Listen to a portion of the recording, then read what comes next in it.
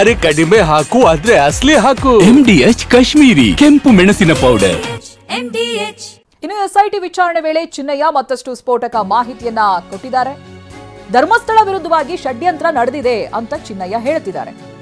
ನನ್ನನ್ನ ಬಳಸಿಕೊಂಡು ಧರ್ಮಸ್ಥಳಕ್ಕೆ ಕಳಂಕ ತರೋದಕ್ಕೆ ಹುನ್ನಾರ ಆಗಿತ್ತು, ಧರ್ಮಸ್ಥಳಕ್ಕೆ ಕೆಟ್ಟ ಹೆಸರು ತರೋದಕ್ಕೆ ಷಡ್ಯಂತ್ರ ಮಾಡಿದ್ದಾರೆ. ಇದೆಲ್ಲವೂ ಕೂಡ ಚಿನ್ನಯ್ಯ ಹೇಳ್ತಾ ಇರುವಂತ ಮಾತು. SIT ಎದುರು ಗ್ಯಾಂಗ್ ಹೆಸರನ್ನ ಚಿನ್ನಯ್ಯ ಬಾಯಿ ಬಿಟ್ಟಿದ್ದಾನೆ.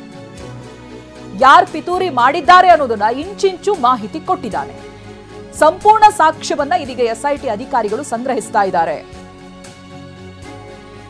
ಚಿನ್ನಯ್ಯನ ವಿಚಾರಣೆಯ ಹಂತದಲ್ಲಿ ಕೆಲವು ವಿಚಾರಗಳನ್ನ ಹೇಳ್ತಾ ಇದ್ದಾನಾತ. ನನ್ನನ್ನ ಬಳಸ್ಕೊಂಡ್ರು ಅಂತ. ಚಿನ್ನಯ್ಯನ ಕಸ್ಟಡಿಗೆ SIT ಕೇಳೋದಿಲ್ಲ ಅನ್ನುವಂತ ಮಾಹಿತಿ ಇದೆ. ಇವತ್ತು ಪೂರ್ಣ 15 ದಿನಗಳ ಅವಧಿ ಏನ್ ಕೊಟ್ಟಿದ್ರು SIT ಕಸ್ಟಡಿಗೆ ಅಂತ್ಯ ಆಗುತ್ತೆ. ಹಾಗೆ ಕೋರ್ಟ್ಗೂ ಕೂಡ ಪ್ರೊಡ್ಯೂಸ್ ಮಾಡಬೇಕಾಗುತ್ತೆ. ಚಿನ್ನಯ್ಯ ಹೇಳಿಕೆಯನ್ನ ಆಧರಿಸಿ ಸಾಕ್ಷ್ಯವನ್ನ ಸಂಗ್ರಹಿಸಿದ SIT ತನಿಖಾಧಿಕಾರಿ ಮುಂದೆ ಹೇಳಿಕೆಯನ್ನ ಚಿನ್ನಯ್ಯ ದಾಖಲಿಸ್ತಾ ಇದ್ದಾರೆ. ಧರ್ಮಸ್ಥಳ ವಿರುದ್ಧ ಷಡ್ಯಂತ್ರಕ್ಕೆ ಪೂರಕವಾದ ಸಾಕ್ಷ್ಯಗಳು ಕೂಡ ಲಭ್ಯ ಆಗಿದೆ. ಹೀಗಾಗಿ ಚಿನ್ನಯ್ಯನನ್ನ SIT ವಶಕ್ಕೆ ಮತ್ತೆ ಕೇಳುವಂತ ಸಾಧ್ಯತೆಗಳು ಕಡಿಮೆ ಅಂತ ಕಂಡು ಬರ್ತಾ ಇದೆ. ಇದಕ್ಕೆ ಸಂಬಂಧಪಟ್ಟ ಹಾಗೆ ಪ್ರತಿನಿಧಿ ಕಿರಣ್ ಮಾಹಿತಿಯನ್ನ ಕೊಡ್ತಾ ಹೋಗ್ತಾರೆ. ಕಿರಣ್, ಇದೀಗ 15 ದಿನಗಳ ಕಸ್ಟಡಿ ಅವಧಿಯನ್ನು ಅಂತ್ಯವಾಗ್ತಾ ಇದೆ. ಬಟ್ ಇದಾಗಲೇ ಎಲ್ಲ ಮಾಹಿತಿಗಳನ್ನ ಕಲೆ ಹಾಕಿ ಆಗಿದೆಯಾ, ಮತ್ತೆ ಕೇಳುವಂತ ಚಾನ್ಸಸ್ಗಳು ಕಡಿಮೆ ಇದೆ ಅಂತ ಹೇಳಲಾಗ್ತಿದೆಯಲ್ಲ, ಯಾವ ಕಾರಣಕ್ಕೆ, ಏನೇನು ಇನ್ಸೈಡ್ ಡೀಟೇಲ್ಸ್ ಗೊತ್ತಾಗ್ತಾ ಇದೆ ಕಿರಣ್? ಚೈತ್ರ, ಮುಖ್ಯವಾಗಿ ಈ ಪ್ರಕರಣದಲ್ಲಿ ಚಿನ್ನಯ್ಯನನ್ನ ಮತ್ತೆ ಕಸ್ಟಡಿಗೆ SIT ಅಧಿಕಾರಿಗಳು ತಗೊಳ್ಳೋದಿಲ್ಲ. ಯಾಕೆಂತಂದರೆ ಅವರು ಈ ಒಂದು ಇಂಟ್ರಾಗೇಷನಲ್ಲಿ ಭಾಳಷ್ಟು ಸ್ಯಾಟಿಸ್ಫೈ ಆಗಿದ್ದಾರೆ.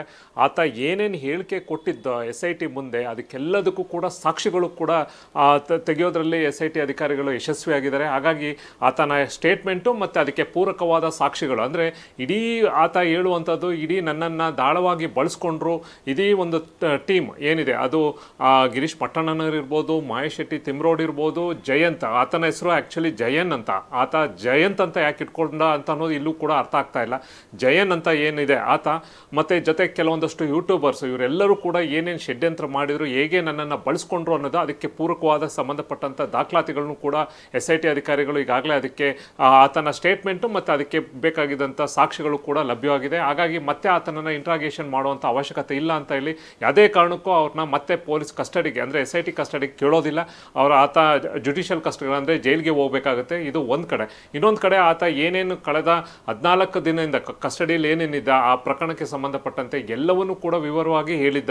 ಬುರ್ಡೆ ಯಾರು ಕೊಟ್ಟಿದ್ದು, ಅದಕ್ಕೆ ಸಂಬಂಧಪಟ್ಟಂತೆ ಎಲ್ಲೆಲ್ಲಿ ಮೀಟಿಂಗ್ ಆಯಿತು, ಯಾರನ್ನ ಭೇಟಿ ಮಾಡಿಸಿದ್ರು, ಏನೇನು ಅವರ ಪ್ಲ್ಯಾನಿಂಗ್ ಇತ್ತು, ಅದಕ್ಕೆ ಸಂಬಂಧಪಟ್ಟಂತೆ ನನ್ನ ಯಾವ ರೀತಿ ಬಳಸ್ಕೊಂಡ್ರು, ನನಗೆ ಯಾವ ರೀತಿ ಆಮಿಷ ಒಡ್ಡಿದ್ರು, ಅದಕ್ಕೆ ಸಂಬಂಧಪಟ್ಟಂತೆ ಯಾವ ಥರದ ಫೈನಾನ್ಷಿಯಲ್ ಹೆಲ್ಪ್ ಮಾಡಿದ್ರು ಅನ್ನೋದನ್ನೆಲ್ಲವೂ ಕೂಡ ಹೇಳಿದ. ಅದಕ್ಕೆ ಬ್ಯಾಂಕ್ ಅಕೌಂಟ್ಸ್ ಇರ್ಬೋದು, ಟ್ರಾನ್ಸಾಕ್ಷನ್ಸ್ ಇರ್ಬೋದು, ಜೊತೆಗೆ ಆ ಸ್ಪಾಟಲ್ಲಿ ಆದಂಥ ಘಟನೆ ಇರ್ಬೋದು, ಬುರ್ಡೆ ತಗೊಂಡೋದು, ಆಮೇಲೆ ಜೊತೆಗೆ ಇಲ್ಲಿಂದ ಡೆಲ್ಲಿಗೆ ಹೋಗಿರೋದು, ಬೆಂಗಳೂರಿಗೆ ಕರ್ಕೊಂಡ್ಬಂದಿದ್ದು, ಇಲ್ಲಿ ಭೇಟಿ ಮಾಡಿಸಿದ್ದು, ಆಮೇಲೆ ಯಾವ ರೀತಿ ಅಂದರೆ ಪೊಲೀಸರ ಮುಂದೆ ಯಾವ ರೀತಿ ಹೇಳಬೇಕು, ಜೊತೆಗೆ ಏನಾರ ಮಧ್ಯದಲ್ಲಿ ಏನಾರ ಅದಕ್ಕೆ ಸಂಬಂಧಪಟ್ಟಂತೆ ಅಸ್ಥಿ ಪಂಜರ ಸಿಕ್ಕಿದಾಗ ಏನು ಮಾತಾಡಬೇಕು, ಎಲ್ಲವೂ ಕೂಡ ಆತ ಏನೇನು ಹೇಳಿದ ಎಲ್ಲವೂ ಕೂಡ ನಿಖರವಾದ ಸಾಕ್ಷ್ಯಗಳು ಈಗಾಗಲೇ SIT ಅಧಿಕಾರಿ ಸಿಕ್ಕಿದೆ. ಹಾಗಾಗಿ ಮತ್ತೆ ಆತನ ಇಂಟ್ರಾಗೇಷನ್ ಅವಶ್ಯಕತೆ ಇಲ್ಲ. ಜೊತೆಗೆ ಆತನನ್ನು ಈಗ ಜುಡಿಷಿಯಲ್ ಕಸ್ಟಡಿ ಅಂದರೆ ಜೈಲಿಗೆ ಹೋಗಬೇಕಾಗುತ್ತೆ.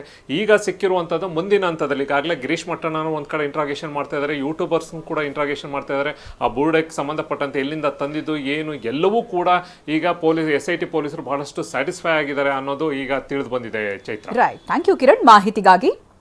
MDH ನ ಕಿಚನ್ ಅಲ್ಲಿದ್ರೆ ನಾವು ಎಲ್ಲವನ್ನು ಮಾಡಬಹುದು. ಬೆಂಗನ್ ಕಾ ಬರ್ತಾ, ಆಲೂ ಗೋಬಿ, ಭಿಂಡಿ ಮಸಾಲಾ, ಇನ್ನೂ ಬಹಳಷ್ಟು. MDH